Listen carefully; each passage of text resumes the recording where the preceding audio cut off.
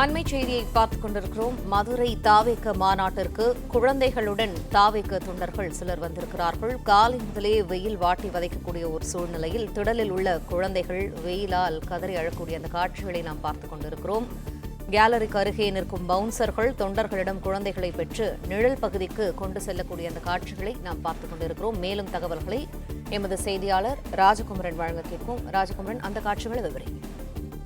தாவேகா தலைவர் விஜய் மிக தெளிவாக தன்னுடைய அறிக்கையிலே குறிப்பிட்டிருந்தார். தயவு செய்து மாநாட்டிற்கு கர்ப்பிணிகள், பச்சிளம் குழந்தைகளை வைத்திருக்கக்கூடிய தாய்மார்கள் வர வேண்டாம், வயோதிகர்கள் வர வேண்டாம், மாற்றுத்திறனாளிகள் உட்பட உடல்நலக் குறைவோடு இருக்கக்கூடியவர்கள் வர வேண்டாம் என்று சொல்லியிருந்தார்.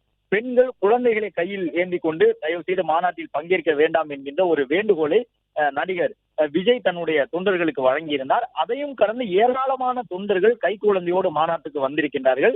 மாநாடு நடைபெறக்கூடிய இடம் மதுரை மாவட்டத்தினுடைய பாரபத்தி. இங்கு இருக்கக்கூடிய இந்த 500 ஏக்கர் பரப்பளவிலே நம்முடைய கண்ணுக்கு எட்டிய தூரம் வரை ஒரு மரத்தை கூட பார்க்க முடியாது. அது போன்ற ஒரு வெட்ட வெளியில் தான் மாநாடு ஏற்பாடு செய்யப்பட்டிருக்கின்றது. எனவே இந்த மாநாட்டில் வெயிலின் தாக்கம் எந்த அளவு அதிகம் இருக்கும் என்பதை காணொலிகள் வாயிலாக நாம் பார்த்து உணர்ந்து கொள்ள முடியும். இந்த நிலையில் தான் கைக்குழந்தையோடு வந்தவர்களே அங்க இருக்கக்கூடிய பவுன்சர்கள் குழந்தைகளை தங்களுடைய கைகளில் வாங்கி பாதுகாப்பான இடங்களுக்கு, அதாவது நிழல் கூடாரம் இருக்கக்கூடிய பகுதிகளுக்கு அழைத்து செல்லக்கூடிய காட்சிகளை பார்க்க முடிகின்றது. மாநாட்டுக்கு வந்திருக்கக்கூடியவர்களில் நூற்றுக்கணக்கானவர்கள் குழந்தைகளோடு வந்திருக்கின்றார்கள்.